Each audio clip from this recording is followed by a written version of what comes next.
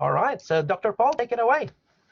Great. Well, thank you, Francis. Thank you, everybody, for joining in, and thank you, Mary, for giving us your time today. I know you've got another appointment on the back of this one, so we will try to streamline this and make sure it all goes to time.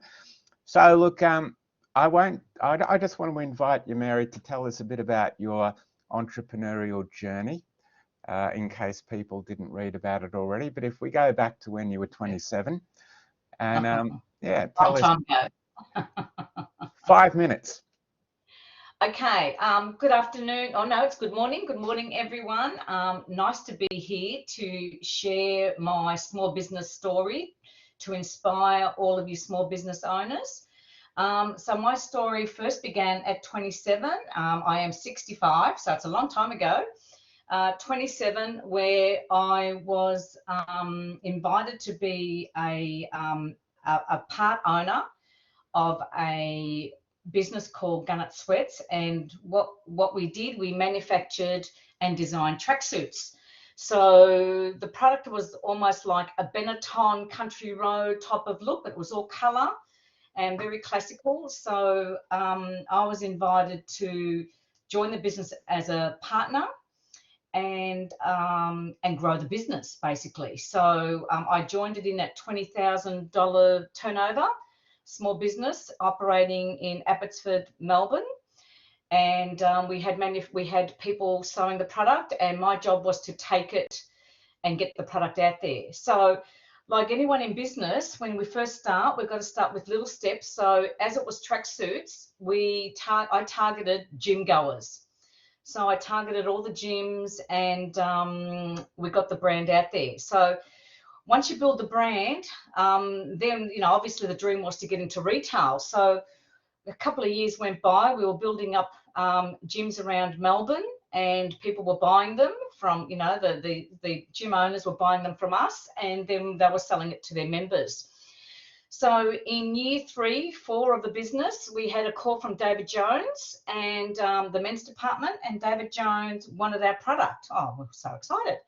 And so from then it all snowballed. So then David Jones, George's, the ladies department, the women's department, and then before you knew it, within 8 years, I had grown it Australia-wide and imported into New Zealand. So, and we reached a turnover of 1.5. So now that was through very hard work, dedication, sticking to our quality and our pricing structure. Of course, there were challenges. Challenges is what defines business owners. I had 2 young children and also married, and still married, I like to say, to the same person. And in 1990, so we're Australia-wide, we had staff of 10 people. In 1990, we had the recession. 2 of the directors had separated. 2 of my main girls went off and had children. So I was putting out fires. So we got to reach our turnover for the winter period of 700. I remember this figure. It's funny what you remember all these years ago. I remember reaching our sales figure of $750,000 for the winter. One of the directors and 2 of the partners were married, so one of the partners fell into depression, so she wasn't, because her husband left her. Fun and games. And so therefore I was working 17-hour days trying to manage production and design, finding another designer to help in the design team to deliver our product into retail Australia-wide and New Zealand. Now, you can imagine the mammoth job that was. So our monthly sales were in the vicinity of, over $100,000. So, what do you do when your business suddenly reaches that large turnover and you've got a lot of internal problems? Directors have split up. Your staff have gone off and had children. People don't turn up at the job. This is what happens when you run a small business and you're growing. So I put on a designer at the time. We were paying her $50 an hour. That was at, 40 years ago, guys, do the maths. I don't know, but that was a lot of money. And so therefore, we also won a government grant to boost our marketing strategies. And this marketing company had decided that we were going to compete with Nike and Reebok. So then all of a sudden, our family business was, you know, we had pretty reasonable margins. Our family business was also now competing on the world stage with Nike and Reebok. And so these people who I listened to with great reluctance was telling me that we had to price our product in amongst the Nike and the Reebok brand, which are international brands. So what happens? Well, the first few months we traded, we get to May, we listen to these consultants, and I would always say to you, don't always listen to people that are telling you what to do in your own business, because you've got to really feel your own market and understand where you are in that particular point in time. So as vulnerable as I had young children, I was working crazy hours. You make decisions that you're not really clear upon. And so come May of that financial year, 1990, that financial year, I found myself, we were 250,000 down in our gross profit. So we're basically, we were not able to trade. So just quickly, what happened, which I was distraught at this point, because I loved what I did. I loved the business. I worked hard. My husband supported me. It was just full on. And so then we took action. I then took on the stuff that the liquidator had shared with me, and we had to liquidate the company. So at that point, we had positioned ourselves in head office in Abbotsford, which is a premium property that we secured with our own savings and can do to have an asset. And next to Country Road, actually in Melbourne, if for those who live in Melbourne, you'll know where that is, in Abbotsford, Collingwood. We bought that premises. My husband did the outfit. I saved all the cash money that we got from sales, and we built a head office after 8 years. And I was very excited and very proud of our achievement. And then we went into liquidation. So I then rang our creditors and told them of our situation. I'm a very integral person, upfront, don't shy away from anything. I told our creditors what had happened. They were very supportive. So I began the task of, first of all, ringing our creditors, collecting all our debtors that were outstanding, which was about 100K at the time, and dispersed all my staff with all their entitlements. Then I began the liquidation, so all that had to be sold. So the other director went off and got another job and left me there on my own, which was not nice. So I was dealing with this on my own, and I can tell you, from that time, it builds some very strong character. Believe me, I'm a very tough cookie. So after dealing with all that, I had to sell our premises. I sold our car. I bought it back from the liquidators. And instead of paying 80 grand to the liquidator, I then paid only 16,000, because I controlled and took control of how our business was going to end up. So I sold all my patterns and equipment to another Vietnamese manufacturer, bought everything, sold everything to him. We sold everything. We finished up, sold everything. And then I had 4 months off and thought, wow. Took some time off and then started again, believe it or not. I think that's more than 5 minutes, Paul. No, it almost seems like yesterday the way you tell that story. Now, look, well, it's pretty intense at the time, but you know, there are lessons that you learn, and you know, from not having the right tools in your business, from a profit and loss, and having the right people give you the information is crucial. Hence, 40 years later, this is why I wrote the book, you know, 3 years ago, because a lot of people in business, and we were a small business, we were turning over $1 million, 1.5. You know, I was pretty hands-on with sales, because my focus was sales. And then, of course, sorting out the problems. So, but whilst a business owner is putting out so many fires, we forget about the fine line, and it's too late. So, but you went on to start another very successful business, didn't you?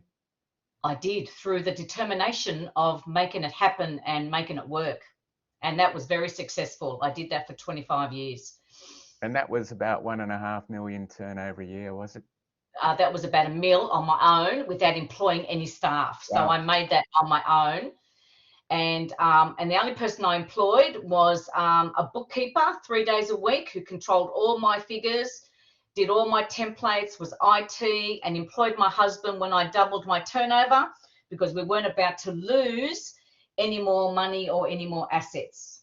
So my question to you is, what's the one thing you wish your 27-year-old self had known when starting that first business? Don't go in business with family. And don't go into business with people that don't share your same energy, vitality, and are on the same page for the dream that you both share. That's great. Look, what I want to do is just run through a few things that I want you to talk about. So in your book, you talk about cash flow, and you have this nice little tip that says sales equals vanity, profit equals sanity, but cash flow equals reality. Tell us a bit about that. Okay, so if we're in business, we need to have sales. If we don't focus on sales, prospecting, cold calling, okay, we're in this digital world now of social media. How do we navigate that? How do you really get sales? But we need to be constantly focusing on sales and sales planning. You know, what does your business look like not only today, what does it look like in 3 months' time? Where are you going to get those sales? Now, so then you've got the sales planning. Now, cash flow is another thing again. Now, you can go in somewhere and you can see a store. Let's look at a brick and mortar store, because everyone goes to a shop, right? You look into a store and it's full of stock, right? Full of stock. Now, you don't know how much stock you're selling. You don't know, and you need to know how much stock you're selling. You need to know what is the margin on that stock, because you could have all that stock, but you probably owe, 80, 100 grand to creditors. So if we're not selling that stock, we're not producing the cash in the business to keep the cogs in the business working. So we need gross profit and we need net profit.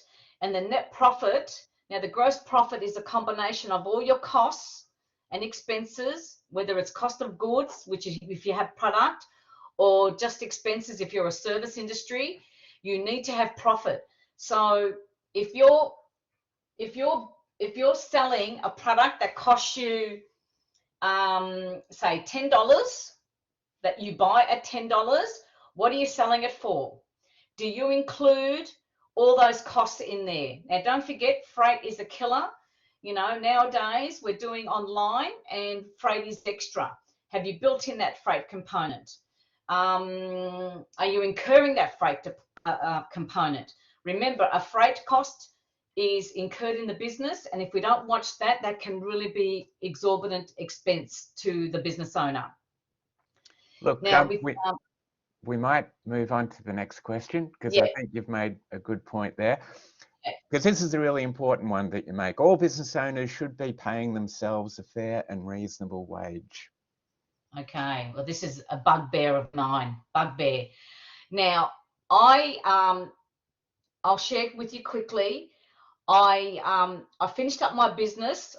I sold it off to a company, and I didn't want to do it anymore after 25 years of the second business. So I was 57, and I wanted to experience what it's like to work for someone else, because I've never worked for anybody, and I needed another challenge. So I went into a company who did what I did in my own business. It was an embroidered me franchise. So I went into her as a salesperson. Now, she's had this business for 15, 20 years, this woman. I went into that business as a salesperson. And as I was in that business, I had found that she wasn't paying her wage after all these years. And I was asking her questions. I was doing sales, but I couldn't help but look at you know, there were holes in the business. You know, it doesn't take long for you to know. You know, I was sitting opposite the owner and I'm asking her, you know, do you have a profit and loss report? Oh, what's that? Do you have a bookkeeper? Oh, no, not really.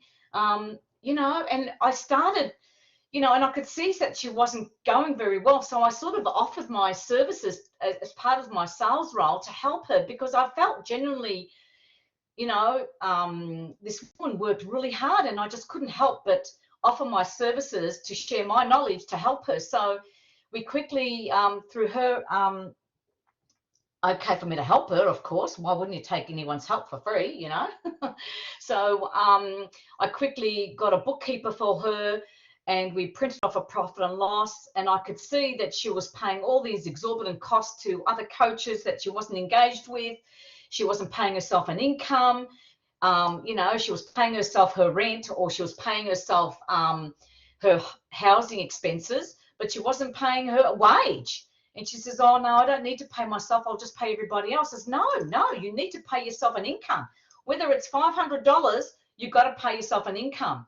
And then whatever's at the end, you've got to take yourself a profit as well, because you've got to reinvest that business, that money back into your business, into growth, into expansion, into more innovative ideas for you to continue your business. So Paul, so she wasn't paying herself a wage, and you know, I did encourage her, but it was a mindset. She just didn't want to do that. She took things on board as far as the bookkeeper. I've turned it around and increased her sales, and I taught her some things about how to watch out for you know, costs, exorbitant costs, and to keep an eye on margins, and to keep increasing sales. So I did teach her some skills over the 12 months. And then that relationship didn't continue anymore. Actually, I was poached by one of their clients to do another job. So, well, there you go. And look, I might jump down to one of my later questions, but it's a good opportunity to talk about it now. yeah. So it's about to do with these limiting beliefs about money. So what Yeah. are the limiting beliefs about money that you see people have, and how can we change our mindset, because that's what you've mentioned, about money? Okay. So, look, now this is a personal area and everyone will have different money beliefs. So, you know, we're all being raised by our parents, and some come from many different backgrounds. So, Paul, it'll be like, money's the root of all evil. You know, you're bad if you love money. You know, only rich people have money. No. And I find particularly women, and I've experienced this because I'm a niche mentor, and over the 12 years, I have mentored a lot of women in business, whether they're service or product, that they found it very hard to put a price on their product or their service. So, look, it's just about loving money. Money is energy that we all need to it circulates. You know, we have a product or a service, charge it, because people want what you have, and there's nothing wrong with charging what you have. You know, you've got to work on yourself on that. It's probably a layer after layer, Paul. And you know, NLP is a tool that people can look into to help shift those mindset beliefs, but it's on every person's journey. You know, from, you know, you've got 44 participants attending here today.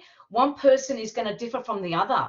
So you have to really look inside yourself and go back to those beginnings of your home life and identify where these come from. You know, did your father say to you, you don't deserve to earn money? You know, no, you just stay home and work. You know, where do those beliefs come from? No, we're adults today and we choose our destiny. We have choices as an adult as to where we need for our lives to go. So if your dream is to own your own home, if your dream is to, you know, travel, if your dream is for anything, you need to have a well-secured job or a well-secured business. And if we need to take each step one step at a time, achieve that step to achieve those goals, because they don't magically appear. Trust me, I have worked through all this myself, and it's taken me one step at a time to achieve where I am right today. I actually wrote the book when I fell off the ladder. So, you know, literally fell off the ladder. I literally fell off a ladder, and I wrote that book, and I took advantage of that situation. So, guys, I hear you. I've walked that whole step that you're about to walk on. I've walked through that step. At 65, I'm still walking through these steps, because my next journey is to be a speaker.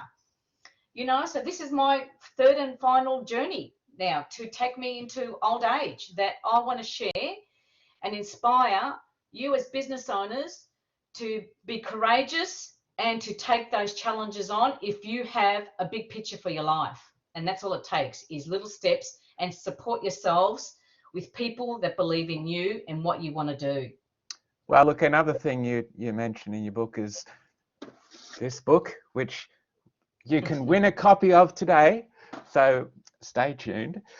So you talk about limited resources, time, money, people, and you say, you write, say it aloud. I love limited resources. Yeah. Please explain. Okay. So look, obviously we can't do everything in our own business. Entrepreneurs generally, I'm an entrepreneur, so generally I will spend money to make money, right? I will find a way to get the tool right. So if I need a social media person now, because at 65, I don't particularly like going on LinkedIn and all those places. So I employ someone to do that, right? Now she costs me $100 a week. So what do? I go and get a part-time job to support that. So guys, you know, we have to spend money to get our businesses going. If you're creative and you've got the ideas and you can't get the bookkeeping sorted, bookkeepers cost $60, you know, $45 an hour.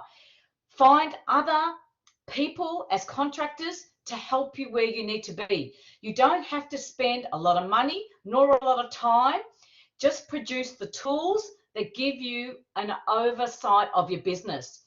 So if a bookkeeper comes in, she will do all your input of all your data, your receipts, your creditors, if you have products and you've got many creditors or all that. They'll provide you with a profit and loss report, and that profit and loss report can, even if it's done by monthly, like every couple of months, as long as you're achieving this, then you can manage to see where you're heading in your business, because it'll give you a year to date of your sales, of what you're getting.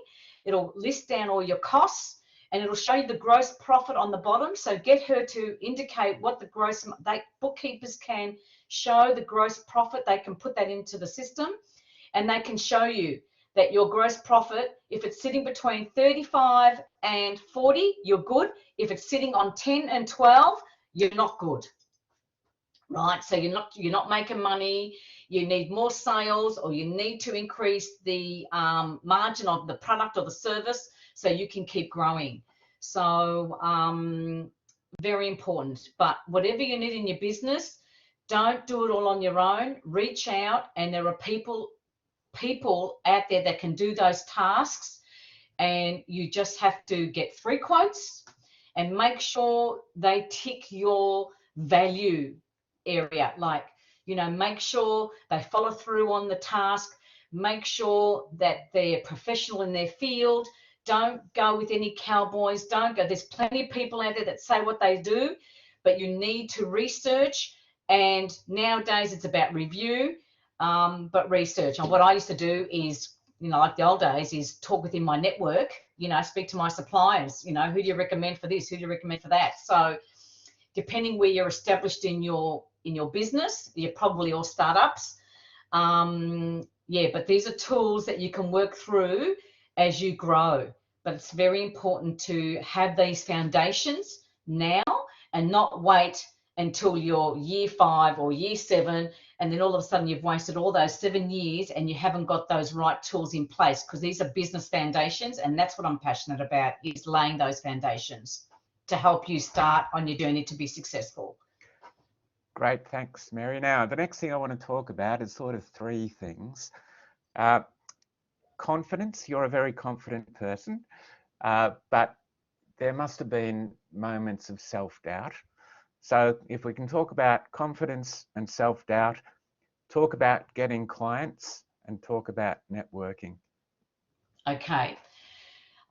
Yes, I am a very confident person. When I know, I'm driven through responsibility. So if I have a big business and I have a family and I have creditors and I have a bank overdraft or whatever, I'm driven through responsibility, because that's my integrity, you know. So at a time when things were really tough, of course your confidence drops, but I always looked at what the outcome needed to be, and I would just push through it. And that's where my 5 Ps would come in: the perseverance and proactive. My character and my determinants was pretty strong, that I actually did the right thing for everybody under my brand, basically. What was the next one, Paul? I had to. Oh, you're not me. I can't hear you. No, still can't hear you. Networking. The importance of networking. How has it helped you? And what skills should a person have? You know, walk into a room of complete strangers. Yeah. Okay. All right. So, guys, in my business life of 30 years, there was no networking, right? Let's be clear. No networking. I think the last 10 years we've had networking. What I used to do, I was cold calling. So I picked up work from referral business, cold calling, prospecting, and attending trade shows, and where people would gather, where they would buy my product, right? So in my later years, when networking, for the last 10 years, networking. So if you're a small business owner and you're on your own, networking is crucial. So I belong to a BNI group. So BNI is a place where a lot of small business owners gather, and BNI is a place where only one individual business is only accepted there. So you know, if you're a graphic designer or if you're selling makeup or whatever, when you go to this network event, you are not going to be challenged by 3 or 4 competitors. You will only be there on your own. Now, these are the most profitable platforms, but they do cost to get in. I mean, they charge you. It's probably about $3,000 a year, but you meet weekly, and it's either face to face or over there. It was Zoom in the last couple of years. Now, I attended that for 12 months, so it was very good. Now, it's a place where all people gather. So now I'm an extrovert, as you can gather, right? So if you're a little bit quieter, you can still gather and you can still say hello to people, and they'll ask you questions. People at BNI are very warm towards visitors. They will engage with you, so you'll never feel like you're walking in and feeling strange, but you need to have courage, once again, courage to step outside your comfort zone, to walk into these places. And they're going to ask you, oh, hi, Paul, what do you do? And what do you do? And, you know, and how long have you been in business? And it's just a general chit chat, guys. It's nothing bad. It's just people talking to people. So that is where I recommend you network. There are others. There's Fresh Networking, which is cheaper. I belong to another network group now, which is VIP Business Network, which is privately owned, and that's quite good too. That's a lot cheaper too. But have the confidence. It's okay. People are not going to, you know, you're just a person. We're all people, and you're just going to walk in, you're going to smile, hi, talk to people. It's no different than, you know, walking down the street. I don't know, but I walk down the street and say hello to everybody. So, you know, but you need to have confidence. If you're going to be a small business owner, you need to sell what you have, guys. Be clear about that. If you're going into business, you need to be gutsy and you need to be ballsy if you want this business to provide you a freedom of choice, lifestyle, and income. So just think outside your comfort zone. It's okay. I always used to say, well, I'm not going to die doing this, so it's okay. You know, so challenge yourself, little steps, and you'll get there. But networking is very important if you work on your own. And that's where you'll find bookkeepers, you will find graphic designers, you will find social media people, you will find an accountant. You will build rapport and you will trust the people within your group. And that becomes your business network. And they're the people that will support you. Yes, that's great. Look, while we're on that topic, let's talk about branding. So you write in your book, you will always be defined by how others perceive you. And I guess if that goes for your product or your service or your appearance or whatever else. So tell us a bit more about how can we best build a brand, well, create a brand, and then make the most of that. And you know what, Paul? It's not just those things about the brand. It's not just about me wearing red or, you know, me representing the colors out of my book. It's not just about that. People forget about brand. It's really how you conduct your business, conduct yourself in the business, because that's the brand, right? How did I grow from 10,000 sales with one client and built to 300,000, right? Because the brand that we work with in ourselves is delivery of solutions. That is part of the brand. That's how I define brand, right? Not only that Coca-Cola and Nike have their visual brand, right? But it's within the business how they deliver their product to their clients, that they follow their values and they follow their customer service steps and all those things. Because without the you've got a visual concept of brand, which is wear the right colors. If you're a tradesperson, you're going to wear a polo shirt, because all that's about professionalism. All that is about professionalism. And when the customer sees you, they can see and say, oh, this guy's professional. He's got a cap on, he's got a polo shirt on, or, you know, you're in business and you're providing a branded pen or a branded Serena Russo. You've got your banners out there. You will have compendiums. You would have notepads with Serena Russo on there, because that's the perception of the business now. And that's the perception that we need to put out there. When I was in my business, I had everything about brand. So when you attend an exhibition or a trade show, okay, it was a trade show back in the days, right? And we call it a workshop now. Everything was about brand. So all the brand that would appear on your visual marketing is the same. All the messages that you deliver, all the communication that you have with your customers and your suppliers, that's on brand. The way you conduct your business is brand. You know, so all that is important, because we can't keep growing our clients without how we deliver ourselves, which is brand, and how we deliver our services to our clients. That's all on brand. Great advice, Mary. Now, one of your chapters is called How to Become a Rainmaker. Well, we don't necessarily need more rain at the moment, but what is a rainmaker? Okay, when I wrote my book, and I didn't know this because I'm an entrepreneur, right? Entrepreneur from the western suburbs, right? And when I wrote my book, and my coach was helping me become an expert in this field, so I needed assistance, and I explained how I did my business, how I grew, you know, 10, 12 customers from 20,000 to 300,000 annually for each of them. She says to me, Mary, you're a rainmaker. Oh, am I? Oh, I didn't know that. Okay. So as an entrepreneur, I didn't know I was a rainmaker, right?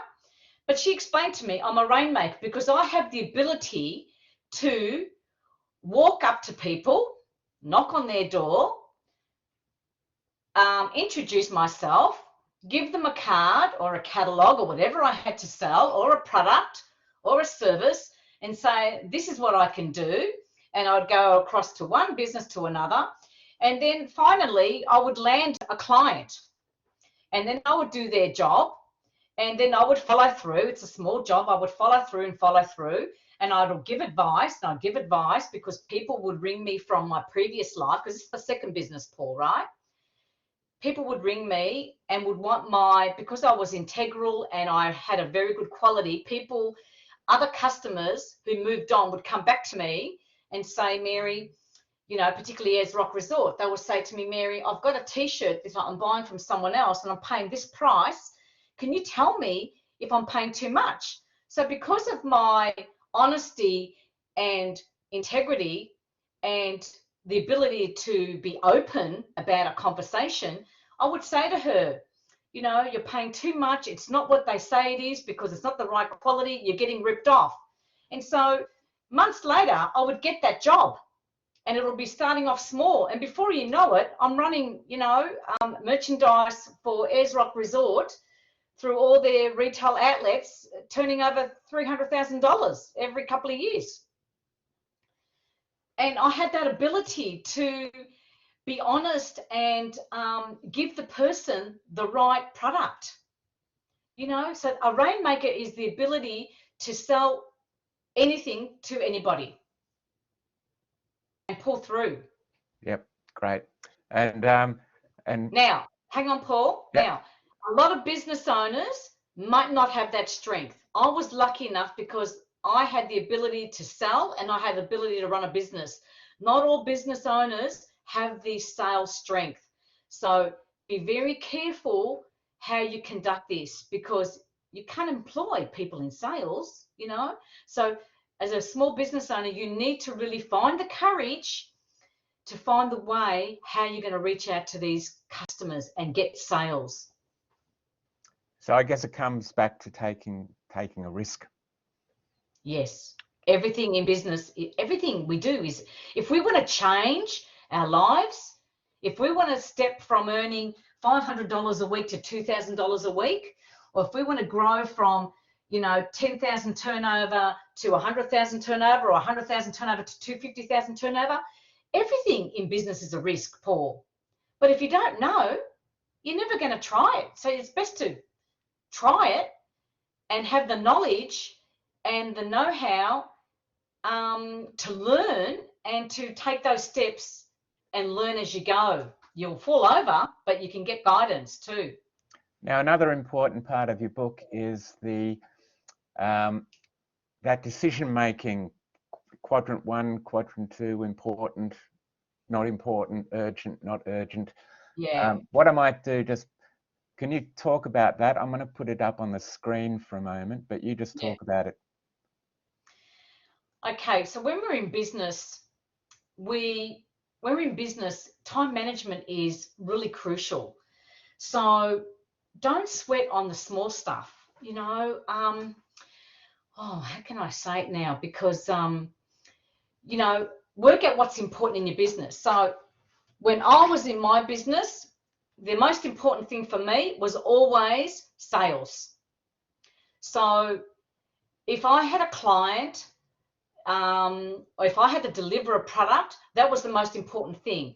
Now, the client doesn't know in the background that you've had problems in, you know, receiving stock from China. You've had problems in someone's let you down, you know, whether you've got staff or someone's let you down as a supplier or whatever. So in the back end, you've got problems. So the customer's not going to know that you've got problems. So you have to navigate that. So the most important thing that I would say is that whatever the chosen date for delivery, that you have to deliver this outcome to the client, that is paramount, because whatever happens in the background, they don't have to know about it, because it's your integrity and it's your delivery for the next coming sale, that if you don't deliver this product or you don't deliver this service, they're not going to engage you. So the most important thing is to get that sale out.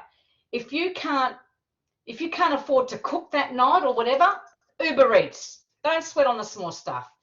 If you haven't cleaned your house, don't set on the small stuff. You know, your family, your own self comes number one, and your partner. So everything outside that falls apart. Don't sweat on the small stuff. always make sure that you're in good health and good spirits, because if you're not positive and you can't cope with the day's pressures, you're not going to be able to achieve your business, the tasks in your business. If you have staff and they're causing you problems, get rid of them. Get rid of them, right? Sack them. There are people out there looking for jobs. People today don't want to work. If you're having problems with staff and that they're not coming to work or whatever, don't be this in business. There's no nice guy, guys. Remember, you are the business owner. You have liabilities, and it's your task to honor those liabilities to your creditors, to the bank, and to whoever else you owe money to. So, you know, you have to understand when you're in business, there are no friends in business. So if you've got staffing problems, my first business, I spent many years being a psychologist, dealing with 10 staff. That's why I decided in year 2, in my second business, there was no staff. It was just me and contractors. So don't employ staff, employ contractors if you have to, because at the end of the day, it's your well-being on the line. Because if we don't have well-being, we don't have anything. So that's very important. Well, so don't sweat more stuff. Yep. Thanks, Mary. Now, look, we will get to questions very shortly, but what I would like you to just talk about briefly are your P's, your mantra, your P mantra. And people might want to write these P's down for many reasons. So we've got passion. Let's talk about passion. Okay, well, to start anything, we need passion. Now, passion to me is not just passion that I love it, but passion to me is enthusiasm. If we're not enthusiastic about getting up every morning to see the outcome of the day, and really these apply for not only business, for myself. I mean, I have this is me in my life, right? So I don't define, you know, business skills and life skills. To me, it's all part of the same, you know. So passion is drive. Passion is enthusiasm, that you're excited to get up every day to do what you have to do, whether it's going for a walk, get up and get exercise, get fit, get into the office, do your job, get your business started. That's passion, enthusiasm, right? The next P, people. We need people in our business to support us. We need people, we need clients. So we need to connect with people. We need to build relationships. We need to have support in those with people. Your husband, your partner, your family, your mum and dad, whoever people represent. We need bookkeepers. We need our suppliers, people. Who are those people? Are they overseas suppliers? Do they share the same values as you? You build rapport. We need the people to build rapport, build relationships, find our value systems that align with other people that we work with. You know, do not work with people that don't support what you do. Do not work with people who are negative and say, oh, you can't do that. Oh, look where you come from. You can't do that. Don't be stupid. Don't listen to those guys, right? Align yourself with people who believe in what you do. My husband thinks I'm crazy doing what I'm doing, but I'm not even listening to him, right? I don't even tell him what I'm doing. That's how, you know, I've got it myself, guys, right? So don't listen to people that are going to burst your bubble, but you have to be real about what you're doing. Perseverance, okay. Perseverance and proactive, in my opinion, are the hardest P's, because over 30 years of running my own show, if I never had perseverance, stamina, resilience and determination, I would have quit after 10 years, right? I would have quit, but I didn't. So I wrote those P's after being in business after 30 years, because it takes guts and resilience to keep going and slogging it to make this thing work. So perseverance is keep going. You might have problems at home. You keep going. Someone might stuff you around. One of the suppliers, you can't get the product. One of the staff hasn't turned up. You keep going. These are stories you'll hear from every success business owner. It's not unlike anybody you speak to.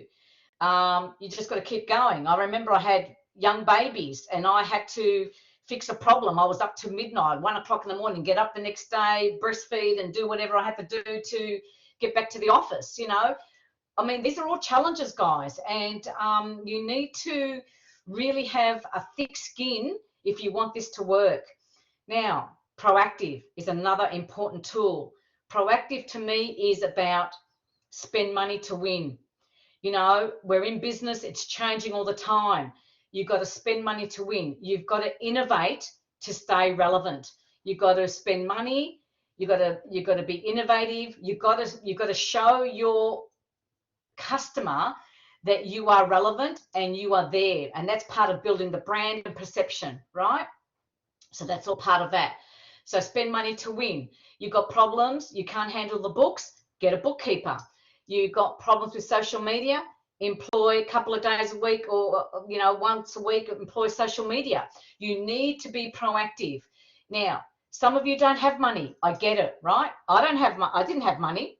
I went and did a second job to provide for these. You guys can do the same. But, it's because I'm determined to make this work, right? So everyone has choices. So spend money to win, think outside the box, troubleshoot. That's all proactive. And surround yourself with people that you can bounce ideas off that are going to give you positive feedback. Now, the last bit, the P, the profit. I call this perception, because when all these are in sync, when everything's in sync, guys, right? And I know, because I've been for the 30-year journey. When they're in sync and you're in business year in, year in, year in, year out, and you're doing everything. You've got the passion, you've got the right people, you're connecting with people, you've got sales, you're out there pumping sales, you're talking to customers, you're doing this, you're researching, you're persevering, you've got proactive. What do you think's happening? You're building up a perception for the brand. All those 4 elements are ticking. And then the profit comes from that. So when the product is right, when the margins are right, when everything's right, profit comes in, year in, year out, because the longer you're in business, you're going to make profit. And what does profit do? It gives you lifestyle. So I was already paying myself. I was making for my family $200,000 a year, but I was also making profit after that. And what did I do with profit? I was putting it into more marketing strategies. I was putting it into superannuation. I put 30 grand into super to pop up our super fund for retirement. Well, I bought property or whatever it is. But if the longer you're in business, you can make money. But you've got to make sure all those things I talked about are all in sync. What a perfect summary, Mary. So look, I think what we can do here is just mention those 4 P's again. So passion, people, perseverance, being proactive, and profit. Profit, or you've got here on the back of your book, positioning yourself. Now, yes. You want to win a copy of Mary's book? It's not really about you. It's more of a workbook for people to actually think through all these things you've been talking about. It's really good read. So all you have to do is send me an email if you want to win. I've only got 1 copy. Sorry. Send me an email. If you want to. Well, there you go. But send me an email. It's I think $35 normally, and tell me, the first person who can tell me what the 5 P's are wins a copy of the book. So I will say them once more: passion, people, perseverance, being proactive, and profit. Good. It's got to be in that order. It's got to be passion, then people, perseverance, proactive, and then the profits last. Yeah, you can't mix up the order. No, you can't mix up the order, because you know what, Paul? In 2005, I was making lots of profit, but I lost the passion. So I didn't have a challenge anymore, so I couldn't get out. And that's when I started selling the bit. That's when I started thinking about, I've got to get out of here because it doesn't inspire me anymore. What I want to do as well, because we have, oh, there you go. Hopefully this all works. I want to just put up Mary's contact details. Hopefully you can see that. So if you want to contact Mary, geez, that's Oh, yeah, it's a bit better. It's a bit blurry in my end, but anyway, Oh, that's okay. yes. Well, we do what we can. So there's That's all right. Mary. Mary Philippou, businessmentor.com. Phone number 0417352273. So look, Mary, from here, what's your what can you perhaps offer people? Well, look, Paul, as I said to you, I'm happy to receive emails and answer any questions for any participants that have any questions at all. It'd be better on email because I have many hats on, and that way I can keep track of what people need help with, and then I can respond, and then I can sort of follow up as well, follow up on how they went with that problem and how they went solving it and stuff, and I might be able to give some other advice for them. Can't hear you. We had a chat the other day about a bit of a program that you have. Well, look, I've got a signature program that I have that's part of the book, but that's in my private coaching business. But yeah, look, whatever works for Serena Russo, Paul, whatever works for your business.